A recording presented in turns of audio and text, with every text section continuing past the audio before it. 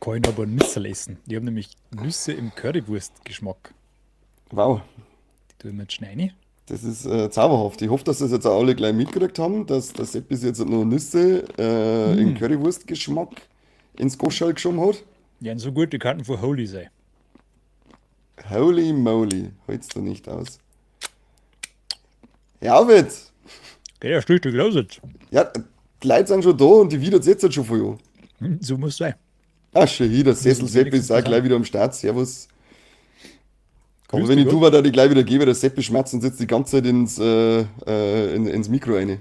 Ich habe noch nichts zum Essen gehabt, jetzt muss ich meine Currywurst-Nüsse verzehren. Ich habe auch Hunger wie ein Schwein. Wahnsinn, aber da musst du ja nur immer arbeiten. Ja, Du hast da nie Zeit. flexen tust wie, habe ich müssen, noch ist Sport Der steht für, mir halt noch bevor. für die Barscheim, weißt du schon. Und jetzt müssen wir aber dann noch auf Feisbiburg ins Kino, der Corby und ich. Und treffen uns mit dem Magus vom Feisbiburger Cineplex und dann werden wir da einen Burger essen. Wir haben jetzt endlich rausgeschmissen. Ja, normal schon. Ja, Das ist ja Knädelwurzler eben ist auch schön. wieder da, das ist schön. Also beziehungsweise du kriegst Hausverbot. Ja, das ist ja schon mal ein Anfang. Das ist ein Schritt in die richtige Richtung. Da ich auch sagen, ja. Die haben gesagt, du nervst eigentlich schon seit Anbeginn der Zeitrechnung. Ja, Und jetzt hauen sie raus und seitdem du deine Band hast, hast du gesagt, langt so richtig. ja, ist voll. Ich habe die 3,5 Mal, die ich da war vor Ort, da habe ich mir wirklich arschig aufgeführt. Also ein Ja, bisschen über das das weiß Ziel ich noch. hinausgeschossen, muss ich ganz ehrlich sagen. Das weiß ich noch. Eine gute Nachricht im Vergleich zu gestern ist mir eine Grätze in der Fresse besser geworden. Oh, hat Flex geholfen? Die hat geholfen, ja. Das ist jetzt normale Wundabheilung, also keine AIDS-Blasel mehr Ah, im schön, Gesicht. schön. Das ist Das Wahnsinn, was die moderne Medizin so drauf hat. ist echt brutal, also ich freue mich da richtig. B.A. Wild und der Jojo, Servus, grüßt euch. Burger ist Gold, sagt der Sessel Sepp. Vielleicht kriegt er gerade einen Salat, ich bin ein Fettschwein, ich sollte eigentlich ein bisschen auf eine schlanke Linie achten. Abends eigentlich sehr wenig Kohlenhydrate, gell? Ja, aber wenn du Schlafprobleme hast, sollst du abends auch keinen Salat essen, weil der die ganze Nacht dein Magen beschäftigt hat und dann hast du schlechteren Schlaf. Das ist korrekt, da hat einer seine Ja. Hausaufgaben gemacht. Also frisst man auf Da, Nacht einfach gar nichts mehr. ich frage mich immer, was soll man denn dann essen auf Nacht? Also Keine Ahnung. schwierig, Nasenrami. schwierig. Bohnen. Oder wirkt mein Magen aber auch ganz schön unter Darm vor allem danach. Hast du schon mal, mir ist mir was Geiles passiert. Ich habe mal einen Blumenkohl, das ist Und das Weiße, Pillemann gell, weil gehabt. Blumenkohl ist der Weiße. Blumenkohlauflauf gemacht, war bombengeil. Mhm. Nur bin ich dann um 1 in der Früh oder um 2 in der Früh aufgewacht vor meinem eigenen Gestank. Ich hab unterm Schlafen so viel koffern müssen, dass die ganze Bude gestunken hat und ich überhaupt keine Luft mehr gekriegt habe. Ich habe richtig schwer Luft gekriegt, weil schon so viel Gase Was drin ist waren. mit dir? Was hast du Also, für ein falls Zimmer gehabt? Wie das groß war Fenster das? Drei aufmachen auf drei müssen. Meter. Ah, ist schon eine Zeit lang her. Jeder hat einmal klar angefangen. Auf alle Fälle. Ja, so klar war das gar nicht. Die Schweißwolken waren einfach so gigantisch. Ja, mir passiert das auch regelmäßig, ohne Scherzeln. Dass du aufwachst und keine Luft mehr kriegst. Ja, Okay. bin ja Asthmatiker. Liegt nicht am Gestank von mir. Ah, na dann. Der Sesselsepp kriegt am Samstag Döner aufs Haus. Warum hast du beim Söder seine Ausschreibung gewonnen? Na, hoffentlich, dass wenigstens Hast du einer die gemacht hat. hast die Werbung gesehen? Nein, Und muss ich was nicht heißt die Werbung, das Video, wo es dann beim Döneressen waren? Nein, ich schau mir nur noch einen Söder beim 80er Jahre Video tanzen.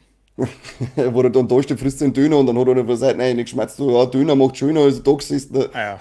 Ja, okay, weil Döner macht schöner, ja, den Spruch muss ich mir merken. Dann hat er gemeint, dass er sich jetzt so einen Auspuffboard rasieren lässt. Das ist nicht vom Döneressen gekommen. Keine Ahnung, wenn Gib's den so einfach Stylingsberater wieder war. Kann der nicht einfach jetzt mal dann genug Geld verdient haben, dass er nichts mehr da ist oder so?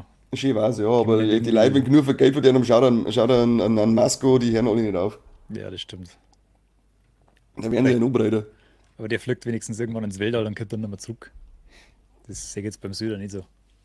Aber Söder hat doch damals da diese Bavarian Space Force angekündigt. Der Söder hat schon alles angekündigt, hat es dann wieder widerrufen, hat dann andere beschuldigt, dass die das angekündigt haben, dass er das wieder berufen hat und was weiß ich, was alles, dieses scheiß Fähnchen im Wild. Ja, das stimmt. Hassen Ja. so viel. Was interessiert mich mein Geschwätz von vor 3 Minuten, ist sein Motto. Brutal. Naja, aber jetzt spielen wir uns nicht mit der Politik, jetzt spielen wir an der Konsole, da ich sagen. Fahren wir mit unserem Talkthrough. Seppi, hast du aber gezockt? Alle war ja schließlich auf der Gamescom. Auf der Gamescom. Das ist Das ja ist, ganz selbst. Wie war denn das? War das schön? das ist tatsächlich mittlerweile die größte Spielemesse auf der ganzen Welt. Wer das noch nicht mitgekriegt hat, weil E3 gibt es ja nicht mehr in Ja, Kalifornien. ich wollte gerade sagen, da haben sie Glück gehabt, dass Jetzt, sie die selber wegrationalisiert hat, jetzt sind sie die fetten Macke. jetzt haben wir in Köln da den riesen Blagare-Steh jetzt ja. Geil. Und ist das Brutal. jetzt? Es ist ganz schön. Mag ich gern. Mag ich aber ehrlich gesagt nur gern, weil ich da mit einem Presseausweis reinkomme und dementsprechend in der angenehmen B2B-Area bin und mich nicht da stressen muss. Ich bin am ersten Tag haben nur Presse- und Content Creator zugelassen. Mhm. Da ist es sehr entspannt, da kannst du wirklich von Halle zu Halle gehen, kommst schnell von A nach B, kannst du alles gemütlich anschauen, im offenen Bereich. Und ab dem zweiten Tag um 13 Uhr oder sowas schwemmt dann alle anderen rein und dann Das Fußvolk. brutal. Dann geht es da dann ab. Du kannst dich nicht mehr umdrehen, dann waren mir so viele Leute da, das ist nur noch gestört. Da ist dann die Schlange beim Eingang ist dann schon so völlig gestört lang. Da sitzen sie dann mit den Campingstühlen schon vor der Tür. Oh Gott. Es ist irre. Ich hätte so viel von keinen Bock drauf, dass es nicht aussieht, wie wenig Bock, dass ich da eigentlich drauf hätte. Ja, so Freitag, Samstag oder Sonntag, das ist, glaube ich, die Hölle. Vor allem, ich meine, es ist, wenn du da bist, das ist schon geil. Also die ganzen Stände und so weiter, die haben schon ziemlich beeindruckend. Da machen sie viel geile Sachen, viel Community-Events. Und wenn du Streamer magst und Cosplay magst und so eine Sachen, dann geht es voll ab. Da gibt es ganze Hallen gefüllt mit geile Sachen. Es gibt ihm jede Menge Zeug zum Kaufen. Ich habe ja ein paar Videos gemacht von Stände, Figuren und was weiß ich, was soll ich sehe. Ist wirklich geil. Aber ich weiß nicht, ob ich da privat von da, ehrlich gesagt. Ja, Das was ist, ich da du bis hast jetzt halt, Videos gesehen habe, glaube also ich mir jetzt nicht. Das ist mir, da habe ich überhaupt keinen Nerv nicht für so überlaufene Scheiße, was nur durchgeschoben wirst. das ist halt wahrscheinlich eher was für Leute, die aus ganz Deutschland kommen und sie, was weiß ich, was zocken können und sie dann einmal da treffen können und haben dann ein geiles Das kann ja so Wochenende oder auch. so. Triff mich irgendwo anders in der Mitte und sag, verbringen wir das Wochenende da, ohne dass wir dort drin werden. Ja, aber Gamer Boys und Girls möchten halt da ja, Ambiente haben, ein entsprechendes. Ja, dann mietet euch ein Hotelzimmer, nehmt euch eine Switch mit. Spielt Mario Party. Ja, leck.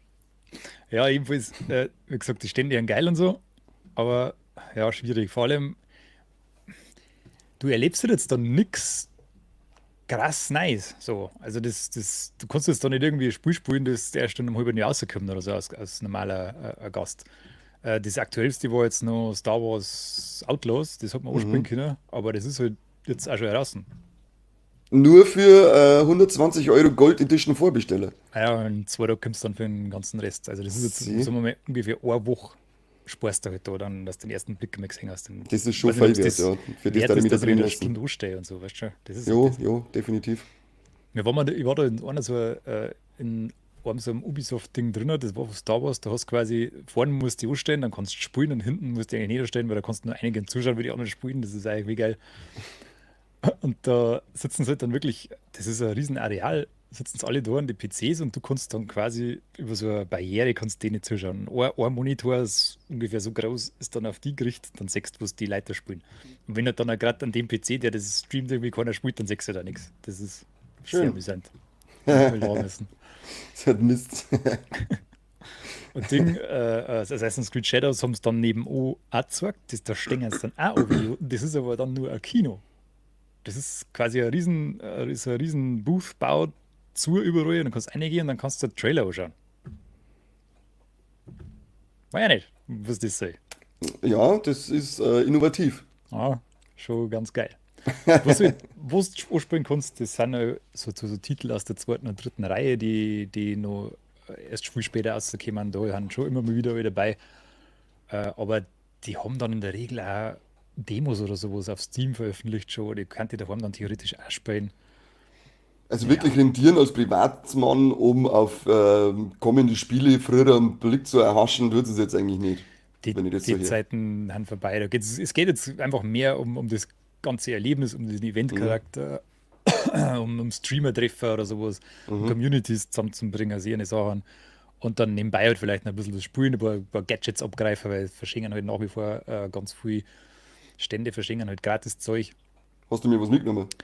Ich habe dir nichts mitgenommen, ja, auf alle Fälle. Haben Du das schön. Stück Affenkot. Ich habe, vielleicht habe ich, Hat es mal irgendwas, keinen irgendwas habe ich indischen schon. Mann nicht getroffen, der mir den irgendwas abluchsen kannst für mich?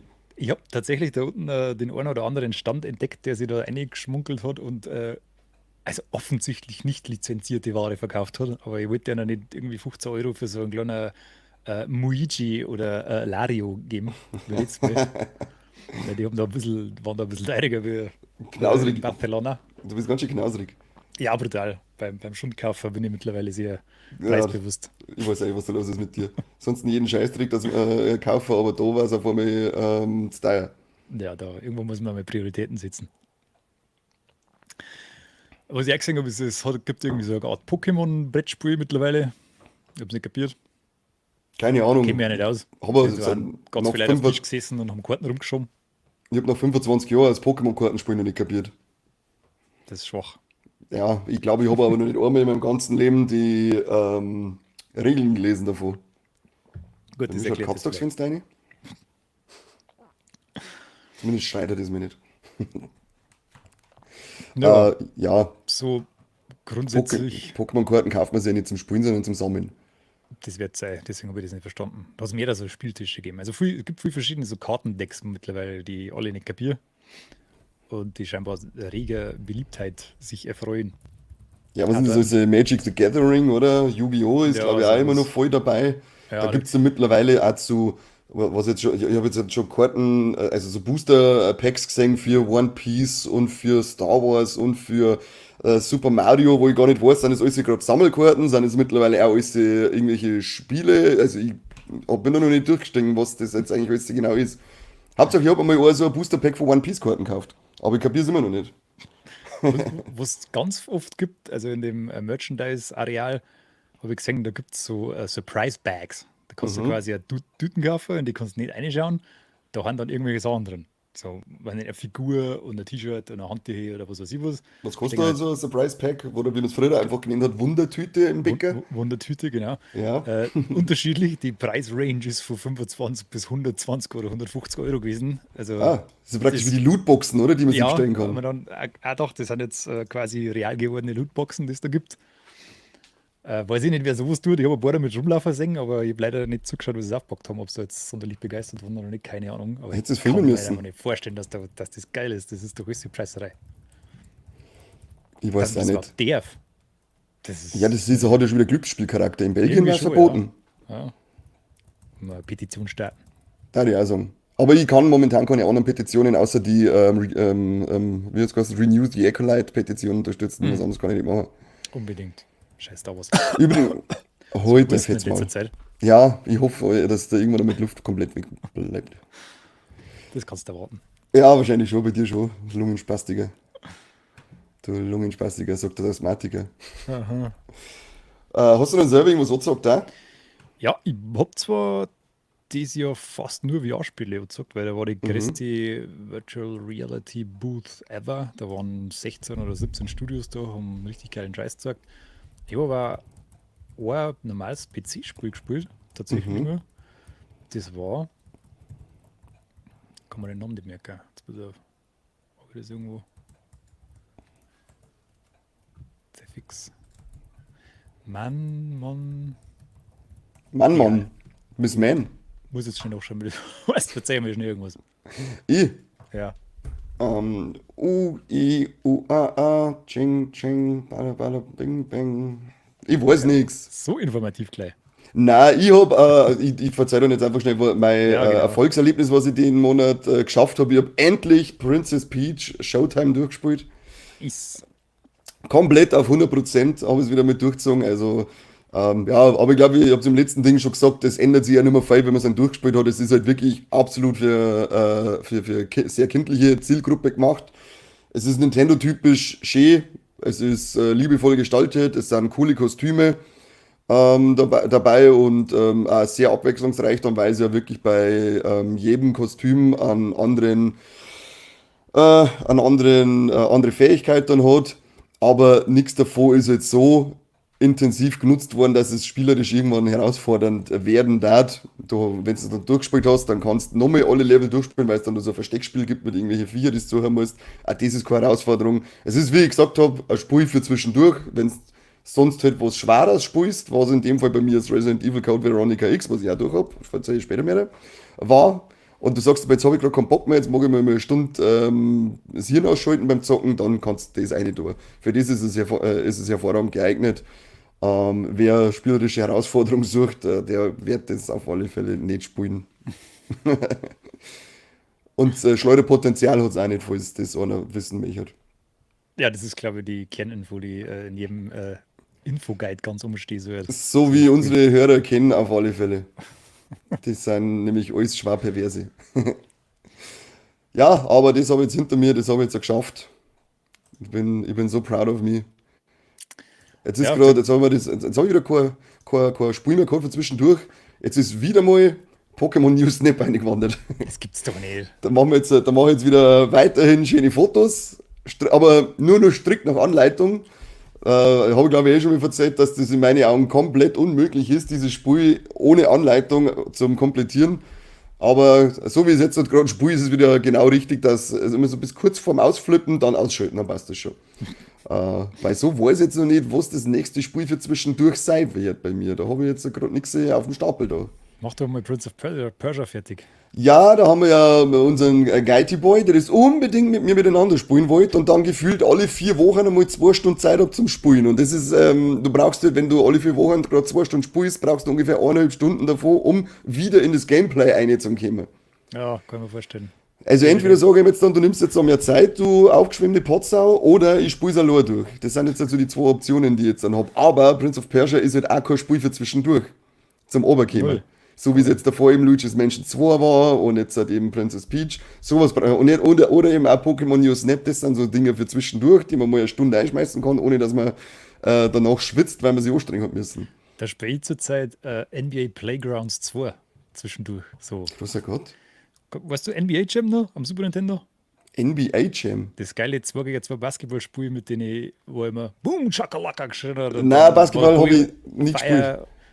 Ist er, hat er mit Basketball wenig zu tun, das ist einfach nur so ein arcadiges Hin- und Her-Ding. Und da gibt es von 2K eine neue, was heißt neu, ist glaube ich auch schon 4 Jahre oder so, Mhm. eine neue Version, da haben sie so im Comic-Stil die ganzen Basketballer mit Riesenschädeln und so weiter. Flippt mal komplett aus mit Loopings und was weiß ich, was ist und Saltos. Wenn du einen Dank machst, kannst du nur irgendwie so Special Effects freischalten und hat das einen Mist. Also es ist einfach, Spiele dauern 3 Minuten. Dann machst du zwischendurch mal schnell so ein bisschen dahin daddeln, ganz lustig. Ja, genau, so ist es genau optimal, wo du sagst, so einzelne Runden dauern nicht lang. Deswegen hat das eben mit Genau. Showtime passt, weil wenn du dann so ein Level, wenn du jetzt da durchlaufst und suchst Neues, dann bist du halt, sagen wir mal, vielleicht 20 Minuten mit dem Level fertig. Wenn du das aber dann das erste Mal durchgelaufen hast und weißt, du musst gerade irgendwelche vergessenen Sachen einsammeln, dann dauern die 5 Minuten die Level. Da Mhm. flitzt der gerade natürlich. Genauso ist es bei Snap auch. Ich suche mir dann irgendein Viech aus, wo ich sage, da mache ich jetzt halt die restlichen Sachen, die mir abgängen und dann fahre ich auch nur noch auf den Punkt hier und beende sofort die Fahrt, weil anders drast nämlich durch, weil das alles so aufwendig ist. Aber so 5 Minuten Dinge für zwischendurch, das ist, wenn Freunde nicht da ist, sind das genau die guten alternativen 5 Minuten. Jetzt habe ich übrigens das Spiel wieder, was ich auch gespielt habe. Tell Das Ding me. heißt Mandragora. Mandragora. Und es ist so ein 2,5D Side-Scroller, Mhm. Action-RPG mit Metroidvania und Souls-like-Elementen. Ist das noch? Äh, Das war ziemlich geil. Das hat ziemlich geile Optik. Das ist ein Dark Fantasy-Ding. Also ist ein bisschen düster und ist ein bisschen base gehalten. Da kannst du verschiedene Klassen spielen. Ich glaube, das waren 8 oder 9 zur Auswahl gestanden. Also vom Krieger bis zum Magier, die ganzen Klassiker alle dabei und dann halt noch ein paar so besondere Assassine und was weiß ich was. Die spielen sich alle ein bisschen anders. Ich habe mir standardmäßig einen Krieger genommen, weil ich das Spiel noch nie gesehen habe. Habe mir gedacht, im Krieger bist du immer gut dabei. Das ist normalerweise immer die einfachste Klasse. Und so war es Und, dann da, auch. und du identifizierst ja, glaube ich, auch eher mit einem Krieger. Definitiv, ich bin ja Wenn selber ich, ein ziemlicher ich Hühner, wollte also gerade ich sagen, weiß, wie wenn man ich, sich bewegen muss, wenn man da mit Lendenschutz und Schwert kämpft. Das genau, ist und mein Style. Berserker hat es nicht gegeben, was deinem eigentlichen Ich Ja, entspricht, also da ist der muss man Krieger ein die bisschen, nächste Mal. Ja, bisschen zurückdreht und das verstehe ich, dann ja. ist, Darum habe ich Princess Peach Showtime gespielt. ja genau. Man muss sich einfach ein bisschen selber spielen dabei. Ja, genau. Ja, jedenfalls ist das tatsächlich ganz geil. Es hat nur, äh, das entfaltet wahrscheinlich so sein richtiges Potenzial erst, wenn es dir mit den ganzen Skills und so weiter, das da gibt, auseinandersetzt. Ich habe da ein bisschen reinschauen Mhm. können, das ist ein riesengroßer Skill-Tree, du kannst verschiedene magische, was weiß ich, was Fähigkeiten machen und kannst du da so deinen eigenen Spielstil so ein bisschen anpassen. Ähm, Ich habe 2, 3 Bosskämpfe sogar gemacht, also die Bosskampfdichte ist relativ hoch bei dem Spiel. Mhm. Was mir jetzt so bei der 1 Stunde aufgefallen ist, ist, dass die Kämpfe relativ schnell durchschaubar waren. Also im Prinzip ist eigentlich, du laufst auf den Boss zu. Bei mir, in meinem Fall war es ein Wolf, der springt auf dich zu, dann rollst du durch, dann ist der nur in der Seite beschäftigt und dann kannst du von hinten auf den Arsch hauen. Und das kannst du jetzt theoretisch die ganze Zeit machen, bis er fertig ist. Und das war ein bisschen arg simpel, habe ich so das Ja, Gefühl gehabt. was mit Asche hauen besiegen ist schon ein bisschen simpel. Ja, also Vor allem, wenn der Name Souls-like nur bei der Beschreibung gefallen ist. aha. Ich bin beim ersten Mal bin ich gestorben und dann habe ich ihn gleich aufs zweite Mal gelegt gehabt. Meine Kollegin die hat einen Assassinen gespielt. Der hat sich scheinbar angeblich komplett anders gespielt. Die ist die ganze Stunde nicht an den Boss vorbeigekommen. Also Echt? das kommt dann scheinbar darauf an, welche Klasse das du spielst und wie schwer oder wie leicht das so ein Boss für die wird. Also Aber mit dem Geschlecht hat es nichts davon, der spielenden Person. das darf ich jetzt so nicht sagen. Nein. Wir wollen hier keine Sexismusdebatte über Gaming auslösen, sondern einfach nur mit absolut minderwertige Vorurteile umeinander Witze reißen. Wir haben ja schließlich hier nicht einparken gespielt oder so, sondern Ja, genau. Und hättest zum Beispiel einen Küchensimulator gespielt, dann hättest du verloren. ja, Overcooked zum Beispiel. Ja, Wie da draußen. warst du sofort draußen, ja. Oder ein Geburtensimulator oder selbst. Du weißt ja, jetzt ja gar ganz nicht, was du ausdrucken sollst. Ja, ich wüsste da schon was, aber ob das so von Erfolg gekrönt wird. Da müssen wir einen Arnold Schwarzenegger fragen, der hat aber ja eins gekriegt, gell? Oh, starke Referenz. Hm, Junior. Ja, gell, den müssen wir wieder mal anschauen. Wann Ja, kommt, jedenfalls- kommt das nur auf dem PC aus, das Spiel? Das steht, glaube ich, noch nicht final fest. Das kommt auf alle Fälle bald für den PC. Also so den dritten Quartal, glaube ich, noch kommen. Da hat sich voll anbieten, das auf Switch zu bringen, glaube ich. Vielleicht mit ein bisschen abgespeckter Grafikversion, weil es haben doch ein paar geile Effekte eigentlich drin für so ein Spiel. Angefangen hat das Ganze über Kickstarter, glaube ich. Also das ist wahrscheinlich auch eine Budgetsache dann. Wird sie Ja. wahrscheinlich ausstellen, wenn sie es gut verkauft, dann kommt es wahrscheinlich auch auf andere Konsolen. Aber so, ganz interessante Sache. Kann ein cooles Spiel werden. Ding ums auch. Warst du bei den Ankündigungen auch dabei von ein paar Spielen? Ich war auf der Opening Night Live, ja. Ja, aber ich habe geschaut bei ein paar so Videos, die ich gesehen habe, wenn sie ins Publikum filmen, wie soll ich ausflippen, bei zum Beispiel Borderlands 4 Trailer. Ja. Ob ich deinen Geschwollen irgendwo sehe, aber hab die leider den nicht gesehen. kannst du nicht sehen, weil wir waren immer so versetzt. Weil die ganz vorne an der Bühne, das sind ja so VIP-Tickets, weiß nicht, wer die kriegt, keine Ahnung. Und dann müssen sie halt schon vor der Haustür campen, dass du so in die ersten Reihen reinkommst. Und wir waren da so ein bisschen versetzt. Also man hat schon gut hingesehen, die haben ziemlich große Leinwände, aber wir waren jetzt nicht voll nah dran. Aber das ist schon geil, das Bühnenbild, was die haben. Das sind eine riesengroße LED-Wände. Ich weiß jetzt nicht, wie das dieses Jahr im Fernsehen so umgekommen ist, aber die Lichtshow, was die da gemacht haben, war schon beeindruckend. Also, Ich habe nur direkt ein bisschen die Trailer gesehen von irgendwelchen Schweinsköpfen, die selber gefilmt haben. Also ich habe jetzt keine richtige Übertragung oder so angeschaut. okay. Ja, da waren ein paar interessante Sachen dabei. Ding zum Beispiel, die Macher von Little Nightmares 1 und 2 haben ein neues Spiel dabei gehabt, The Animal. Das fand Wo- ich hat ganz spannend ausgeschaut. Da wo es ja geheißen hat, dass irgendwie sie dann sogar selber in Konkurrenz zu Little Nightmares setzen, Ja, oder? voll. Ich weiß jetzt nicht genau, warum. Also, ich hab mir dann auch die Frage gestellt, warum machen die eigentlich nicht Little Nightmares 3? Ein Kollege von mir hat dann gemeint, das liegt daran, weil die haben Probleme mit dem Multiplayer gehabt, irgendwie, dass die das hinkriegen. Weil es hat ja schon bei Little Nightmares 2 hat's ja schon 2 Spielfiguren gegeben, die waren aber, glaube ich, soweit ich weiß, nie ein Multiplayer-Spiel war. Also ich habe es zwar noch nicht gespielt, aber das Einser definitiv nicht und beim Zweiter glaube ich jetzt auch nicht. Ich glaube, das war immer so eine KI-Assistenz. Und der hat dann gemeint, dass der Publisher das aber als Multiplayer-Spiel haben wollte und hat es deswegen zu Supermassive Games gegeben. Und die anderen machen jetzt quasi ein eigenes, also auch Little Nightmares irgendwie. Es ist einfach auch Little Nightmares, bloß halt heißt es halt anders. Bei Supermassive Games ist es aber jetzt so, die machen keinen Couch-Koop. Also mir kann man das jetzt nicht nebeneinander auf der Couch spielen. Das geht nur online. Mit der lächerlichen Begründung, dass ein Couch-Koop ein Party-Element hat und Partystimmung würde die Stimmung des Spiels ruinieren.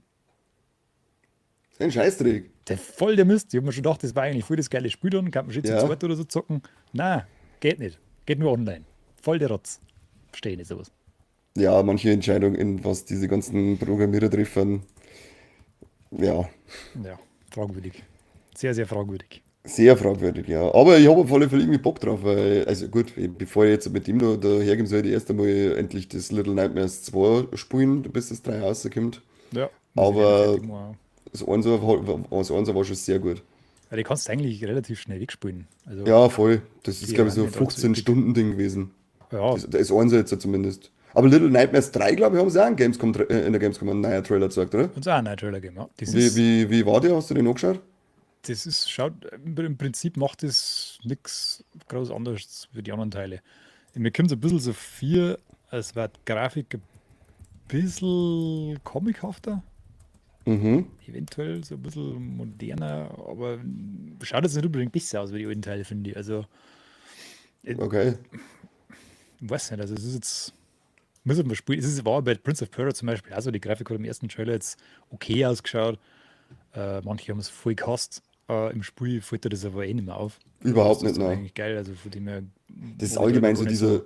comichafte Cell-Shading-Look, der ist ja, der glaube ich wieder schon seit Legend of Zelda Wind Waker ist er entweder verdammt oder wird erstmal verdammt, wenn irgendeine bekannte Spielreihe den auf einmal das erste Mal benutzt.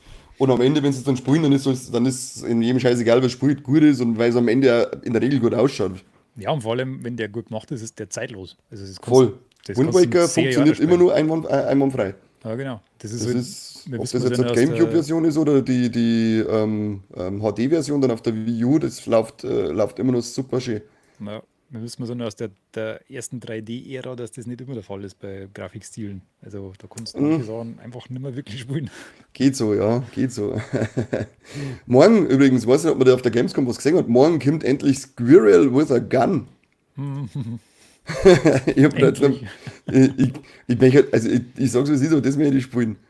Ich hab da jetzt noch mal einen Trailer angeschaut und dann hat man auch die Szene gesehen, wie er seine Knarre kriegt. Das muss ja nur geil sein, das Spiel. Das kann nicht schlecht sein. Hat man da Das was ist auf der halt, Gamescom gesehen dazu? nein. Ich weiß jetzt ehrlich gesagt auch gar nicht, vielleicht war das sogar da. Ich hab's nicht gesehen. Okay. Aber Sag mal ja, dem Hund, der soll sich nicht überschütteln. schüttelt die bitte nicht mehr. Danke. Ganz eingesehen. Das ist sehr nett von ihm.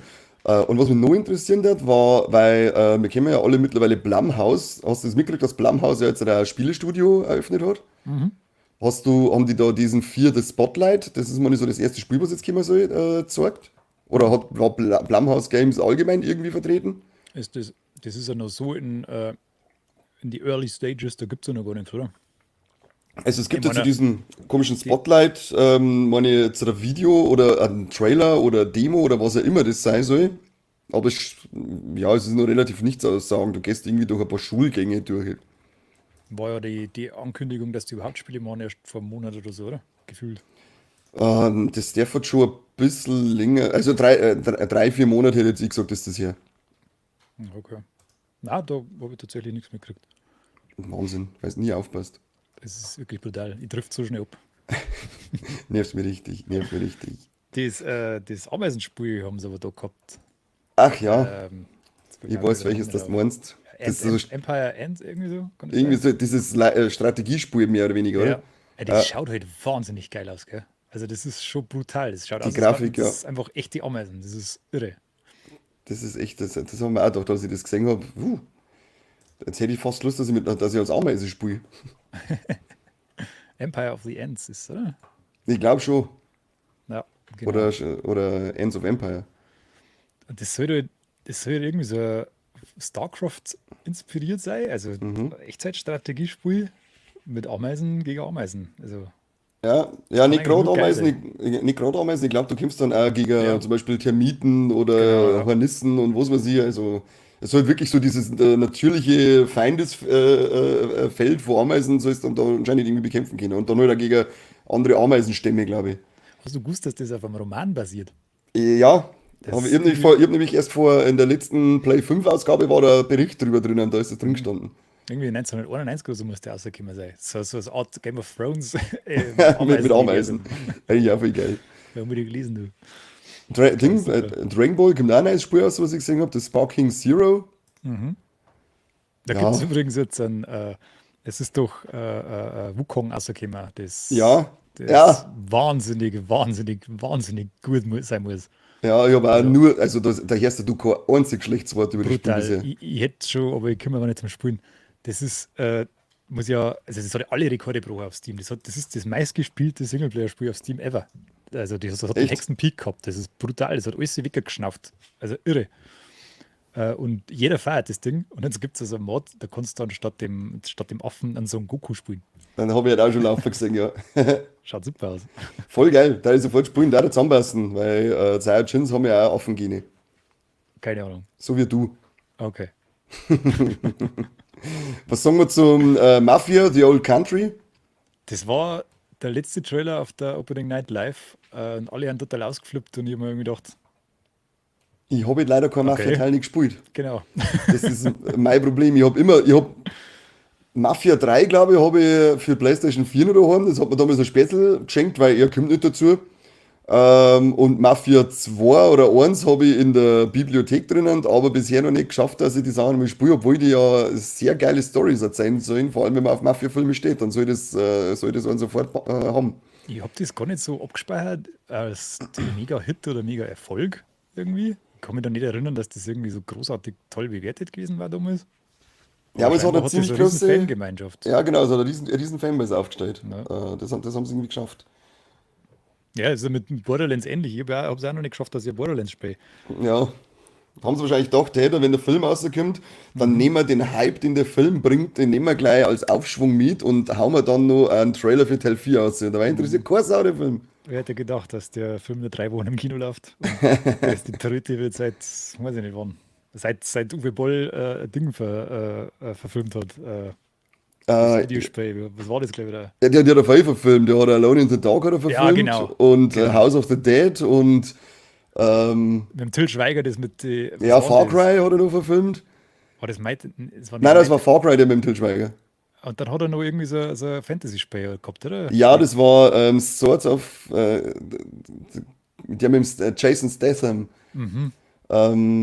Schwerter des Königs, glaube ich. Und jetzt weiß ich aber nicht, wie, der Game, wie das Spiel eigentlich heißt, auf dem es basiert. Aber da gibt es ja mittlerweile, glaube ich, auch 3 Teile davon. Wahnsinn. Der hat auf alle Fälle alles falsch gemacht, was man noch falsch machen kann, Ja, kann ich sagen. Und das ist also jetzt bei Borderlands scheinbar wieder passiert. Irgendwie hat er seine Finger reingekriegt, der offensichtlich. einzige gute Film, den er bisher gemacht hat, war Postal.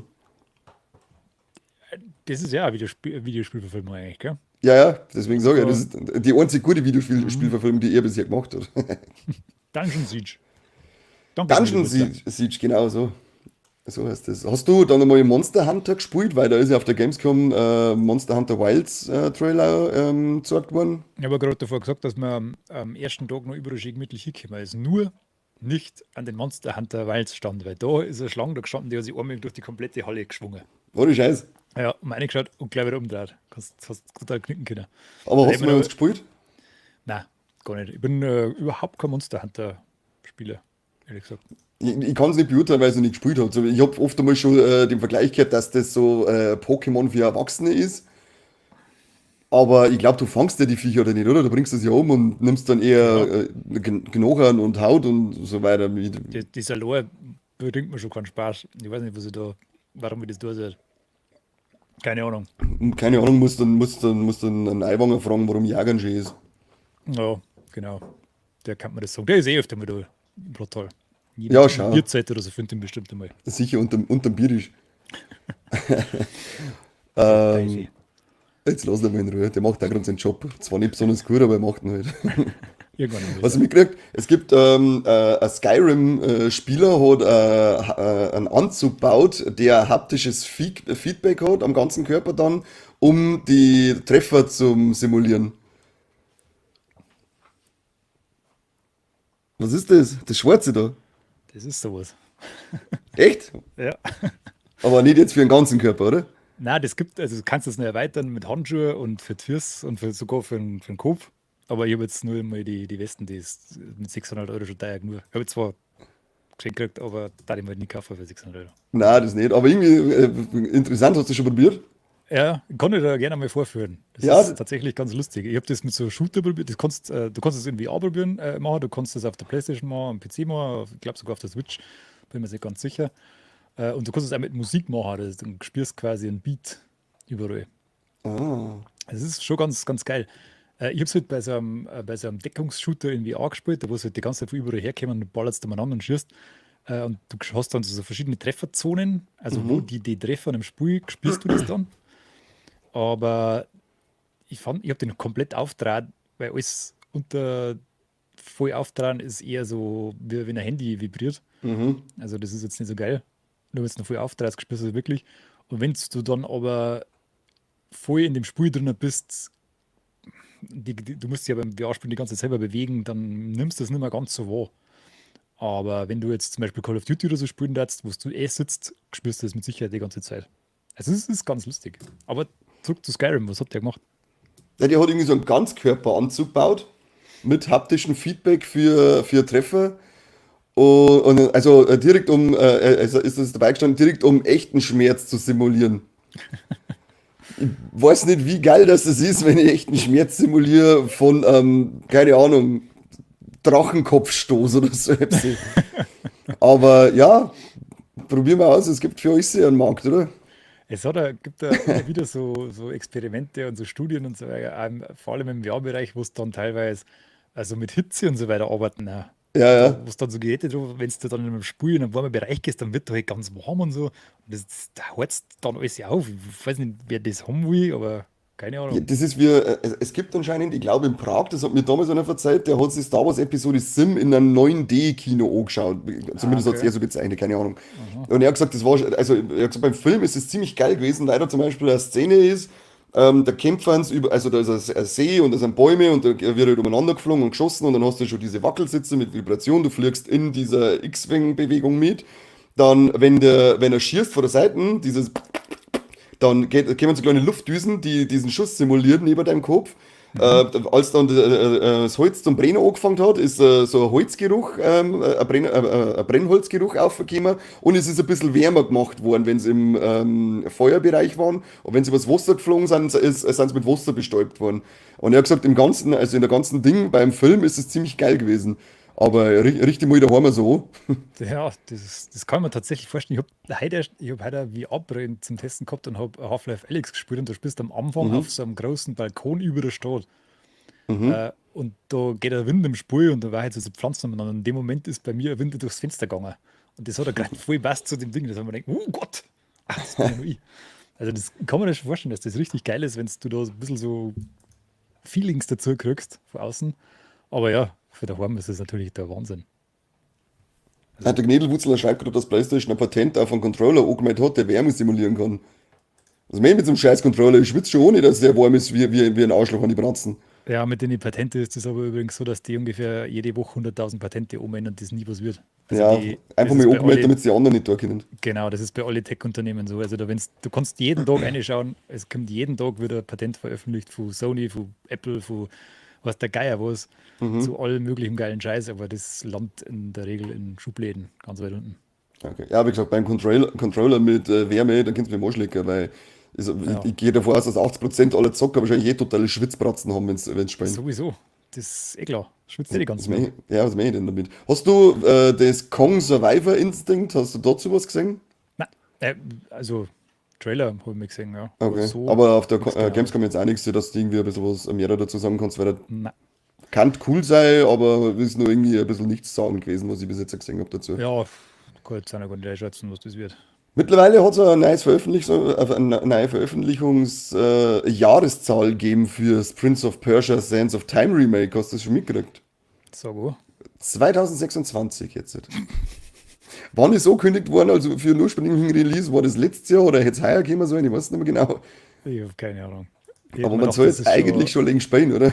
ja, ich hab mir gedacht, das war schon bald fertig, aber naja, offensichtlich nicht. Ja, es dauert halt ein bisschen. Die haben noch 48 Assassin's Creed machen müssen, die Ubisoft seppen. Ja, aber immerhin hat es ja zwei neue Prince of Persia Spiele gegeben dieses Jahr oder letztes Jahr. Also die Mhm. Fans der Reihe haben ja ein bisschen versorgt worden Ja. damit. Also ich hätte prinzipiell schon Bock auf das Sands of Time Remake, wenn das richtig geil gemacht wird, wenn umgesetzt wird und gut ausschaut Ja, und so. Aber ja, diese Entwicklungshölle, in der die gerade umeinander waren halt, ist es ein bisschen, naja. ja apropos Remake, hast du den Silent Hill Trailer gesehen, den aktuellen? Na, habe ich mir noch nicht angeschaut. Ich weiß nicht, was ich über dem Spiel halten soll. Ich bin, Von also ich Silent hab, Hill 2 jetzt, oder? ja, also Silent Hill 2 habe ich geliebt damals. Das habe ich inhaliert, das war brutal geil.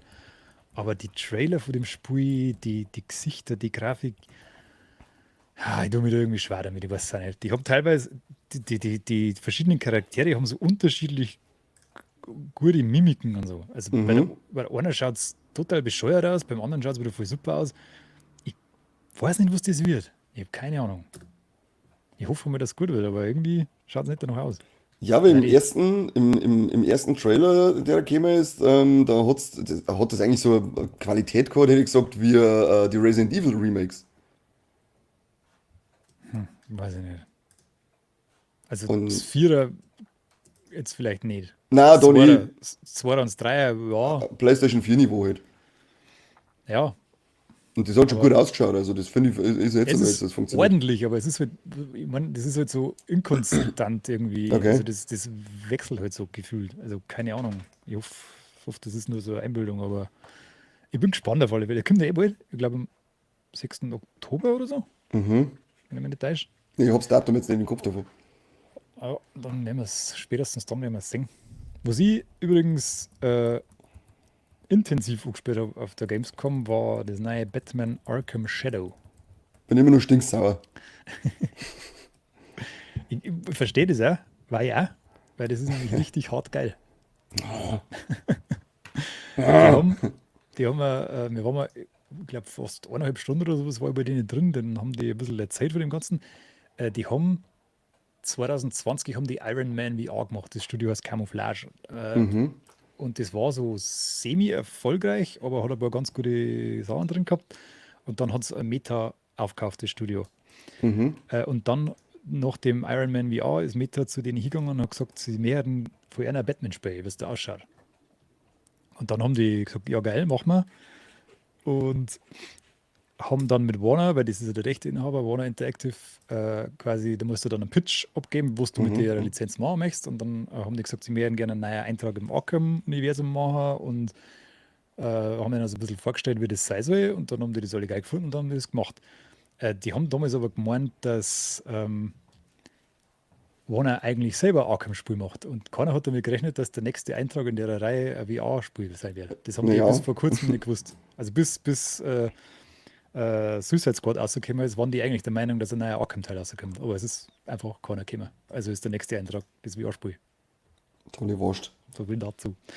Das ist auf alle Fälle, spielt sie eigentlich fast genauso wie Arkham Asylum, gerade in VR. Das ist richtig geil gemacht. Das Kampfsystem ist voll gut übertragen. Du bist, du laufst nicht umeinander, also die wird da auch nicht schlecht, wo Okay. du meinst, sondern wenn da Gegner kommen, machst du quasi Schlagbewegung und dann fliegst du in dem Schlag direkt auf den Gegner zu. Also du Ach, das habe ich auch bist mal quasi gesehen beim Trailer, ja. genau direkt so drin und dann musst du bestimmte Schlagkombinationen machen, dass du die umnutzt. Kannst dann noch Batarangs einschmeißen, da wird Zeit ein bisschen verlangsamt. Kannst das abwehren, wenn du quasi gerade einen Mummel platt haust oder es kommt von hinten oder daher, machst einfach, wehrst den so quasi mit so einer Handbewegung ab und kannst dann gleich kontern. Da hast du Mhm. voll den geilen rhythmischen Flow dann schon fast drin. Hat. Also es ist richtig stark gemacht. Und zwischendurch auch die ganze Atmosphäre und Grafik, es ist schön düster, spielen voll mit Licht und Schatten, das ist bei Batman so gehört. Haben richtig starke Voicecasts, also der Originalsprecher von der Arkham-Reihe ist der Batman wieder. Der Troy Mhm. Baker ist dabei, der ja quasi in jedem großen Spiel eine Sprechrolle hat. Ist das nicht der, jetzt pass auf, wer ist der Troy Der Baker, glaube Joel ich. von Last of Us zum Beispiel. Ach ja. Genau. Und wird er ziemlich groß, wird er ziemlich storylastig, also die haben viel Cinematics drin, also es wird, glaube ich, auf alle Fälle eines von den besten VR-Spiele dieses Jahr und auch ein würdiger Arkham-Teil. Mhm. Kann ich jedem nur ans Herz legen, der da Zugang hat. Spielen wird zwischen Arkham Origins und Asylum, also mit einem Ja, relativ jungen Batman, der eher, also der lieber drauf hat, bevor er Fragen stellt. Und so wie es gehört. eben, genau so. Ja, soll so 8 bis 12 Stunden lang sein. Hört sich alles geil an, spielt sich geil. Ich freue mich. Kommt im Oktober. Geb. GB. Geb mir diese. Hast du, ist ja vielleicht an der Gamescom was, weil ich habe vor längerer Zeit schon mal gelesen, dass Santa Monica Studios die erste neue IP eingetragen haben seit 20 Jahren. Hast du da schon irgendwelche Infos oder so dazu, was Gar die nichts. da, an was die arbeiten, die gerade vorsetzen? Na, gar nichts. Wirst du so schnell nichts hören. Ich will aber das jetzt wissen. Für was haben wir die dabei? Dass ich bestätigen kann, dass ich nichts weiß. Dreckschwein. Dann haben wir dann vielleicht zumindest was zu dem 16-Bit Halloween und Ash vs. Evil Dead Spielen gesehen auf der Gamescom, die im Oktober rausgekommen. Na, Die schauen voll geil aus. Das sind so Sidescroller, was ich bis jetzt gesehen habe. Und du kannst dich dann als Michael Myers oder als Ash Williams durch und kämpfst halt. Das ist recht, also schön, so wie so 16-Bit-Plattformer ist das. Schaut geil aus, kann ganz witzig werden. ja, ich hab viel Bock drauf. Die mag ich eher im allerliebsten irgendwie so. Die Sidescroller und Pixeloptik ist immer geil. Pixeloptik, die geht echt immer. Ah, so, jetzt pass auf. Was haben wir mir noch gespielt? Oder hast du noch was von der Gamescom? Ich hab tatsächlich, das ist auch noch ganz geil, was wir gesagt haben. Äh, Das heißt All on Board. Und das ist du kannst quasi Brettspiele in VR spielen. Also du sitzt quasi am Tisch und Mhm, kannst jetzt mit deinem Avatar, wenn du jetzt bei dir am VR hast und ich bei mir, wenn ich aufhab, kann man uns quasi da an einem Tisch sitzen und da mal ein Brettspiel spielen. Die haben okay. da original lizenzierte Brettspiele. Ich bin jetzt nicht so der Brettspiel-Pro-Gamer. Ich kenne die nicht. Die haben aber, glaube ich, 30 oder 40 original lizenzierte Brettspiele drin. Das sind halt so, das ist jetzt nicht irgendwie Mühle oder sowas, sondern das sind schon die für echte Fans, die so ein bisschen deeper haben, so teilweise so ein Mhm. bisschen ins Fantasy-mäßige eingingen oder ins Rollenspielmäßige eingingen. Und hat richtig geil ausgeschaut. Das bedienst quasi wir, als darf dein Brettspiel vor dir liegen und es wird vor allem dann praktisch, wenn du mit Leuten spielst, die nicht irgendwie die ganze Zeit um dich hast oder vielleicht auch nicht den Platz hast, weil viele so Brettspiele halt auch ewig viel Aufbaufläche haben. Ja, ja. Und da kann man das dann ganz schön überzocken. Hat Ja, echt das geil ist ganz schön ausgeschaut. ein Scheißtrick. Hallo, möchte ich zum Beispiel Hero Quest in VR spielen oder möchte ich Hero Quest die komplette, alle Boxen in Original im Regal haben und die geilen Figuren und alles da stehen haben? Ja, letzteres wohl, oder? Ja, wenn sie halt geil warten, aber Hero Quest ist ja nicht geil. Boah, lecke. Boah, lecke. Hoffentlich kriegst du, was weiß ich, so ein Steißbeinfistel. Ich verstehe das bei irgendwie so Warhammer-Zeug, aber Hero Quest ist ja jetzt, ich habe auch eine emotionale Verbindung zu dem Spiel, weil es einfach geil war früher als Kind und so. Ist Aber immer es noch ist ja geil. nichts, Schachtel stellen wir schon gerne ins Regal, aber die manchmal schauen ja noch nicht so aus.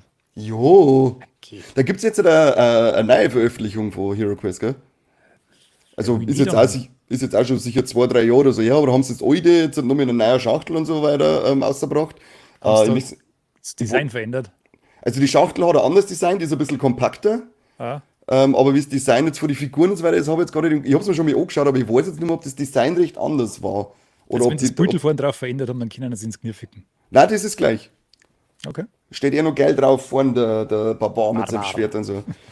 Geil war. Also ich hab's auch, also Nostalgie pur ist das Hero Quest Ja, für mich. voll. Und dann hat es nur eins gegeben, das weiß ich jetzt nicht mehr, wie es heißt, aber da ist das Spielbrett, das ist praktisch eine auslegbare Folie gewesen. Nein, nicht Twister, halt einmal.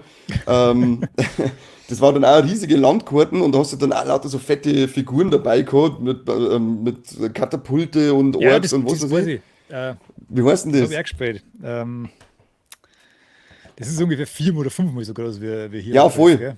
Da hast Orks und Menschen, glaube ich, gehabt. Ich glaube schon, ja. Und das glaube ich waren viel geilere Figuren auch als bei Hero Das war Quest. richtig geil, ja, das stimmt. Wie haben das Aber, geheißen? wie hat das Kreuzkruzifix? geheißen? Fuck, Ich weiß nicht mehr. Ah, ist eh wurscht. komm jetzt auch nicht mehr drauf. Aber ich weiß auf alle Fälle, was du meinst. Das ist Ist ja eh tatsächlich wurscht. richtig geil. Ist ja eh wurscht. Hast du wenigstens daheim einmal selber irgendwas gezockt? Ich habe gespielt, ich habe Dustborn auch gespielt. Das ist von Quantic Dream, Ah die ja. so quasi Heavy Rain gemacht haben und Mhm. Beyond Two Souls und Detroit Human. Also, aber Publisher haben es da, glaube ich, diesmal. Mhm. Das mit Deutsch. Das ist ein Adventure. Ja, also das ist so eine junge Gruppen von junge Leuten, die eine davon muss irgendwie was liefern, wohin, Mhm. weiß das nicht genau am Anfang, und die helfen ihr und die haben alle bestimmte Fähigkeiten. Ähm, Die können zum Beispiel deine Emotionen irgendwie beeinflussen, allein durch das, was Song und so eine Sachen. Und das Ganze ist halt eher so ein Adventure. Also das ist sehr gesprächslastig, sehr, ja, es ist langweilig, ich sag's wie es ist. Es ist stinke langweilig. Ich habe mir eigentlich gedacht, das war ganz geil, weil die Spiele, von denen ich eigentlich immer ganz gern mag. Aber das hat mich nach 1,5 Stunden oder sowas so gelangweilt, weil auch natürlich, bei denen haben immer nur wenige Spielmechaniken drin, aber bei dem ist gleich gar nichts drin. Okay. Und dann musst du mir, weil die tarnen sie quasi als Band, dass die durch die ganze, das ist so eine Roadtrip-Geschichte, was ich Mhm. eigentlich auch ganz geil finden da. Tarnen sie da quasi als Band und dann musst du zwischendurch mal spielen und das ist halt so ein Quicktime-Event, so ein ewig langweiliges, wo halt aus dem wie ein Steuerkreuz geformt quasi die Noten daherfliegen und dann musst du im richtigen Timing das drücken und das ist halt so arschig. Ja. Sowas da, boah, dann machst du es lieber ganz. Also, ich weiß Ja, da nicht. hofft man wahrscheinlich, dass man mit dem Namen Quantic Dreams noch was verkaufen kann. Dann. Ja, kann das sein. Aber das ist ja irgendwie, ich habe das jetzt ja gar nicht so krass mitgekriegt, dass das irgendwie groß in die beworben worden war oder so. Also Überhaupt das, nicht, mir das sagt das ist gar nichts, das Spiel. unterm Radar, ja. Ja, Und das ist wahrscheinlich der Grund dass es halt einfach auch nicht so geil ist. gut möglich, ja. Gut möglich, ja. Ja, ich hab's vorher schon angekündigt, ich habe jetzt endlich auch noch das Resident Evil Code Veronica X durchgespielt. Auf dem Gamecube. Nice. Ja, also super geil spielen und wenn wirklich ein Remake kommt, dann spiele ich es nochmal. Da ich sofort nochmal spielen, weil das in Resident Evil 4 Optik, das war schon richtig fett. Sie lassen wieder mal, da haben sie wieder, wie bei Resident Evil 4, wo eine coole Figur dabei ist, wo du sagst, ja, die ist cool, die passt und zack, out. So ein Erlebnis haben wir da auch wieder. Aber ja, ich möchte jetzt halt einfach neben nochmal auf so modern gespielt haben, weil dieses alte mit dieser Tanksteuerung und so, das war teilweise schon ganz schön nervenzehrend. Das glaube ich. Das war oftmals schon, und da ist halt wirklich nur so, du weißt halt überhaupt nicht auf der Karte, wo du hin musst und so. Das finde ich zwar an sich immer wieder mal ganz cool, aber bei den Resident Evil Sachen mit diesem begrenzten Inventar ist es halt dann oft einmal, okay, jetzt laufe ich alles ab, kenne mich aus, hier noch ein bisschen Munition, da noch ein bisschen das da gesammelt und hier das da gesammelt, mal, Inventar voll, okay, jetzt habe ich da endlich das drum gefunden, was ich brauche, kann es aber nicht mitnehmen. Jetzt laufe ich wieder zurück, suche irgendwo eine scheiß Bank, wo ich das Zeug einlegen kann, laufe dann wieder für die. Also es ist ab und zu schon in ein bisschen Laufarbeit ausgeartet, aber hat sich im Rahmen gehalten. Ich glaube, gute 20 Stunden habe ich gebraucht dafür. Sollte irgendjemand jemals das Spiel spielen, dann hebt euch alle die Magnum-Munition auf, wenn es das auf dem Gamecube spielt. Es sei denn, es gibt irgendwo ein Remake, da wird es wahrscheinlich einfacher sein. Aber Magnum-Munition unbedingt aufheben für den Schluss, weil ohne die, bei der Steuerung, glaube ich, kann man das einfach nicht schaffen. Das geht einfach nicht. 20 Stunden ist aber doch ganz schön lang. Ja, es hat auch zwei Discs. Das war eigentlich auch wieder mal ein cooles Erlebnis, so spulen und dann so, hier ist Ende von Disc 1, bitte legen Sie Disc 2 ein. Geil, richtig geil, oldschoolig. Da sind auch wieder ein paar so Nostalgie-Dinge in mir aufgeschwappt, das hat mir gefallen. Ja, als nächstes glaube ich, jetzt haben wir gedacht, jetzt haben wir einen Gamecube schon herumstehen, da sind ja auch noch ein paar Spiele und es ist ja für Switch das Remake zu Paper Mario, die Legende vom Ionentor, glaube ich, heißt es gekommen. Und das habe ich mir ja vor ein paar Monaten dann mal original für einen Gamecube noch gekauft. Das ist auch eins von diesen sündhaft teuren Gamecube-Spielen für, ich glaube, 180 Euro war sogar ziemlich Schnäppchen, was ich damals gemacht habe. Und kurz drauf haben wir dann das Remake angekündigt. Vielen Dank dafür, Nintendo. Aber so hat da der Gamecube schon steht, werde ich dann wahrscheinlich als nächstes einfach das Original spielen, weil kaufen wir das Remake jetzt nicht, habt's davon. Ja, aber Remake von davon, ich hätte richtig Bock drauf. Ja, ja, voll. Vor allem die Resident Evil Remakes sind einfach auch alle geil an. Ja, die haben wirklich alle bisher absolut funktioniert. Ja. Wir Finde könnten ich, jetzt dann langsam mal wieder anfangen, dass die ersten Remakes für die Remakes remaken. heißt das nicht dass von Remake 1 ein Remake kommen soll? Ja, es ist immer noch im Gespräch, ja. Und irgendwas habe ich gelesen von einem Resident Evil Outrage.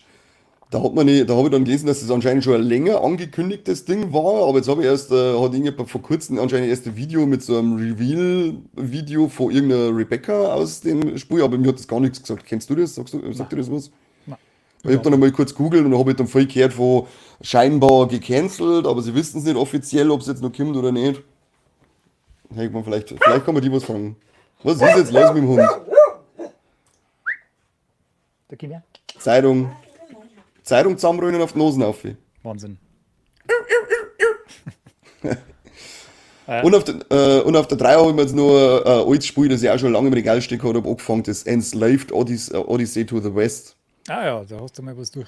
blicken lassen. Ne? Ja, genau. Habe jetzt das erste Kapitel habe ich jetzt durchgespielt. Das ist bis jetzt, man merkt, dass es kein AAA-Hersteller damals war. Ich weiß jetzt gar nicht, welche Studio. Bandai Namco, glaube ich, hat das gemacht. Von Namco ist es auf alle Fälle. Und sie haben kein AAA-Spiel draus gemacht. Das merkt man ja. Also deswegen merkst du das Alter besser an als manche andere, aber scheint bis jetzt eine coole Welt zu sein. Ich bin gespannt auf die Hintergrundgeschichte, weil da ist halt weit auch untergegangen. Es gibt Mechs, die rumlaufen und anscheinend alles Lebendige noch umbringen. Es gibt Sklavenhändler, die Leute einfangen und verkaufen. Und du stürzt am Anfang, du bist der du bist der Monkey und du stürzt ab von so einem mit so einem Sklavenhändlerschiff und dann ist da die Trip, die da irgendwas aufsetzt, so ein Sklavenstirnband. Und damit kann sie die dann stromen und dadurch zwingt sie die praktisch, dass du sie irgendwo hinbringst. Und scheinbar wird es dann ein bisschen so, ich vergleiche das einfach mal mit Last of Us mäßig, dass er jetzt erst keinen Bock auf sie hat, aber sie dann eine schöne Beziehung daraus entwickeln soll. Ich kann jetzt nicht viel sagen, es ist jetzt Kapitel 1, was ich gemacht habe.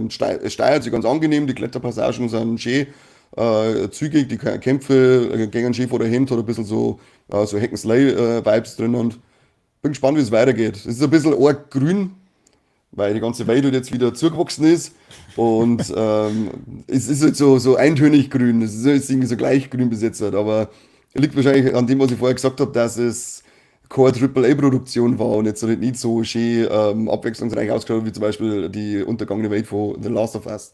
Ja. Aber da berichte ich noch mehr, wenn ich durch bin, ob Enslaved es wert ist, mal wieder die Retro-Konsolen anzuwerfen. Bin ich gespannt. Seh. Was haben wir noch? Ich bin immer noch bei dem Herr der Ringe-Spiel auf der Vierer nebenbei. Da kann ich aber nichts Neues verzeihen. Das ist irgendwann wiederholt es einfach. Also das, was ich das letzte Mal verzeiht habe, gilt auch für heute. Da kann ich echt dann sagen, wie die Geschichte zumindest war, wenn es durch ist. Sonst spiele ich aktuell nichts. Ich hätte Warte mal kurz, bei Ja. das Herr der Ringe gesagt hast, das gibt, soweit ich weiß, aktuell für Prime-Kunden ein paar gratis Herr der Ringe-Spiele bei Prime Gaming zum Abstauben. Echt? Ja. Ich habe das Prime Gaming noch nicht kapiert, wie läuft das überhaupt ab? Was ist da dann los? Du kriegst halt gratis Zeug für den PC.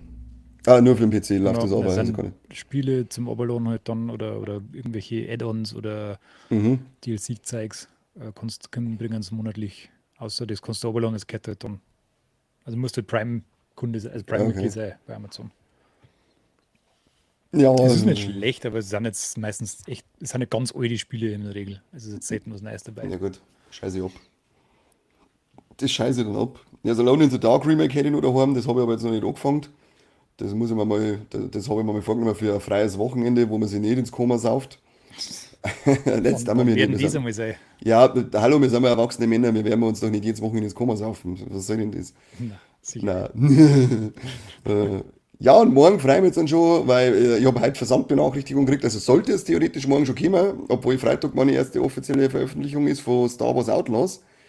Und ja, da bin ich schon sehr gespannt. Da werde ich dann gleich mal über das Wochenende ein bisschen heizen. Da bin ich schon was- sehr gespannt. Haben wir schon ein bisschen bei den Releases okay, oder? Ja, können wir schon in die Richtung Releases, Weil- aber der September ist jetzt nicht so. Na, aber bevor der Star Wars rauskommt, kommt ja noch ein Business-Spiel raus. Das Oh. nicht im scheiß Star Wars-Universum spielt. Halt einmal dein Maul jetzt. Visions of Mana kommt morgen. Morgen schon. Ja. Alter Schwede. Auf allen Konsolen und PC. Alter Schwede. Außer Switch, soweit ich das sehe. Ja, wo's? Da bin ich gespannt. Es gibt ja schon seit 3 Wochen oder seit 2 Wochen gibt es ja schon spielbare Demo, zu der ich immer noch nicht dazugekommen bin, die ich schon lange installiert habe. Aber vielleicht ist das ganz geil. Ich hoffe es auf alle Fälle. Ich habe richtig Bock drauf. Ich habe richtig Bock drauf. Aber ich werde wahrscheinlich Star Wars Outlaws im Vorrang lassen mit dem Durchspielen. Ja, ich bin jetzt auch noch mal überlegen, ob man das nicht vielleicht doch hol. Mal gucken. Aber ansonsten ist der September recht mau, gell? Naja, Also das Wichtigste ist auf alle Fälle natürlich das neue Legend of Zelda. Am 26. September. das liegt jetzt im Auge des Betrachters, ob das das Wichtigste ist, aber es Alter, kommt auf alle Fälle da, ja. Die schlage ich jetzt dann durch. Mir reicht jetzt dann. Du bist ja eh eine ahnungslose Wildsau. Wir haben da richtig Da hat der gute Sesselberger Releases. gesagt, ja, du sollst einmal Star Wars in Ruhe lassen. Habe ich gestern schon gefickt, wenn ich mich nicht täusche. Ja, weil du unsere Community ständig sauer machst und auf die Palme bringst. Ja, ich muss ein bisschen Zunder reinbringen da. Ein bisschen Rage baiten, oder? Weil sonst ist das immer alles so harmonisch, weil ihr ja alle Star Wars luschen habt. Nein, nicht alle. Der Corby versucht immer irgendwie so halb oder weniger dagegen zu sein, um einen künstlichen Gegenpol zu stehen und am Ende gefällt es ihm aber auch. Oh, der Herr Sesselmann hat im September auch Geburtstag geschafft, gerade. Ja, dann hoffe ich mal, dass da deine Frau das dritte Steady-Abo schenkt. Das war eine starke Sache. Jedenfalls, es kommen ein Haufen gute Spiele im September oder interessante Spiele, Ja. sagen wir mal so. Fangen wir an EA mit Harry Sports FC Potter. 25, oder wie? Na, Harry Potter's Quidditch Champions kommt Ja, das wird am super. dritten. Das wird Weltklasse. Ja. Na, aber dann ernsthaft, der Casting of Frank Stone kommt. Das ist so ein Horrorspiel wie die Supermassive-Dinger da, wie Until Dawn und so. Mhm. Spielt im Dead by Daylight-Universum übrigens. Das kann ganz geil werden. Dann kommt Astrobot. Das ist ja wohl mega geil. Das Jump'n'Run für PlayStation. Ja, ja, super. Du bist ja voll der ahnungslose Vollidiot. Das Halt dein Maul, das ist saugeil. aus deinem Hui, du- Mund. Aus Lotter deinem das ekelhaften aber, Lotter Mund. das aber und du klagst nie wieder so ein schwules Mario Wo ist schwul? Ist jetzt das auch schon wieder, du mit deinem Homo-Bashing hier, ey. an. Ja, so bin ich. Hardcore. Echte Right- schwul right als Schimpfwort hernehmen, was hat nicht, wer das noch heute noch tut. Dumme Schwuchtel, Im du. Sinne von Farbenfroh, du Penner. Ach so, jetzt nicht. Homo. Nein. Astrobot ist wirklich geil. Spür das mal. Das Ja, kriegst du glaub ich gratis dir. auf deiner Playstation drauf und da kommt jetzt ein neuer, größerer Teil und das wird super. Und Funko Fusion, dieses Funko-Pop-Spiel, das ist sicher super. das wird ganz toll, ja. Das ist sicher super. Ja, wenn's so gut ist, wie die Figuren schön sind, dann erwartet uns Großartiges. Naja. Warhammer, Space Marine 2. Ich hab's eins so gespielt, das war, ja, das ist ja ein Person-Shooter. Das eins war wirklich nur noch 15 Stangenware irgendwie. Ja, das 2 kracht ganz schön. Ich habe das schon gespielt, aber Ja, ja, das ich eins weiß hat nicht, auch, ob das so lang Spaß macht. Also ich hab da mal so eine Stunde gespielt gehabt und es war schon ganz geil, aber es war halt dann auch schon ein wenig langweilig. ja, das eins war das gleiche, da ist auch eigentlich nur gemacht und geschäbert. Ja, passt schon. Es ist eigentlich mal was für zwischendrin, was da ein bisschen umeinander. Aber wenn ich irgendwie geile Schiss reime, dann hau ich mir lieber einen von den neuen Doom-Teile rein. Das ist irgendwie, das war eher meins als jetzt das da. Der Ding hat's geschrieben, der Gnädelsepp, dass das Baphomets Fluch Remake kommt aus da. Ja, da habe ich sogar eins gespielt auf der Vierer. Jetzt weiß ich aber nicht, ob ich das gespielt habe, was da Nein, ich kann jetzt nicht mehr sagen, welchen Teil das ich da gespielt habe. War ganz witzig, mal so ein Point-and-Click-Ding, aber war jetzt auch nicht hundertprozentig meins, ja, meins, bisschen Ich kenne französisch. nur die ganz alten aus den 90er Jahren. Kann es sein, ja, glaube schon. Die Weil der Zeichentrick- Sessel selbst schreibt gerade, der holt sich EA FC25.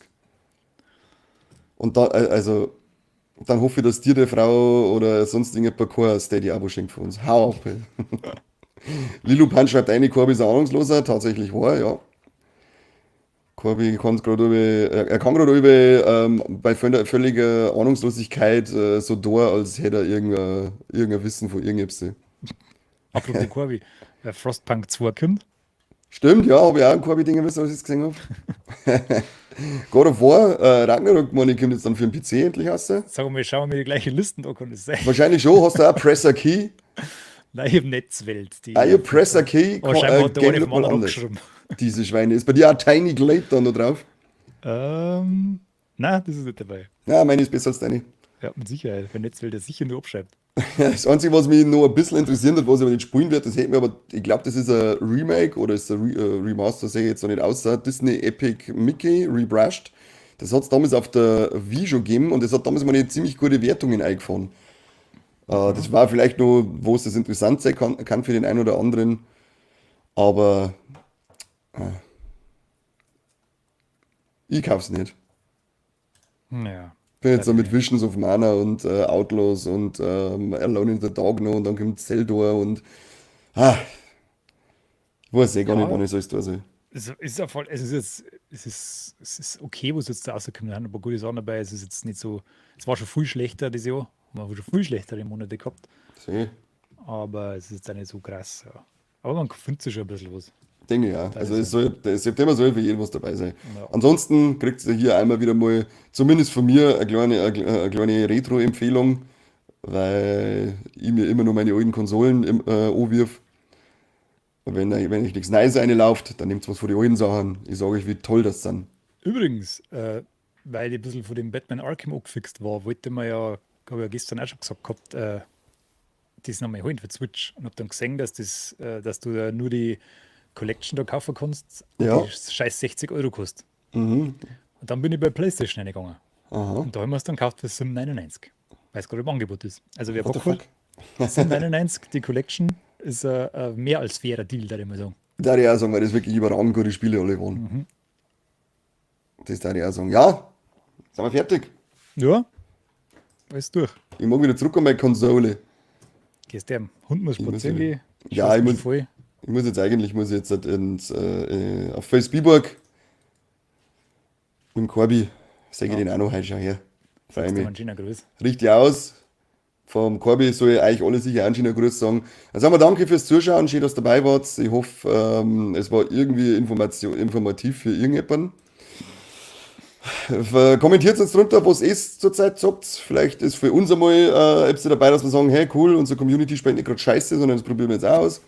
Und ansonsten, was ist heute Mittwoch? Dann hören wir uns am Montag wieder zum Kassettenschmerz. Montag kann man es, vielleicht Montag, ich sage jetzt mal vielleicht Montag. Sollten wir es verschieben, schauen wir es, dass wir es diesmal mit richtigen Zeiten und Daten und so weiter ankündigen. Macht's es gut, Leute. Auf Gut Wiederschauen. euch. Tschüss, Ciao, ciao. tschüss, tschüss, tschüss, tschüss.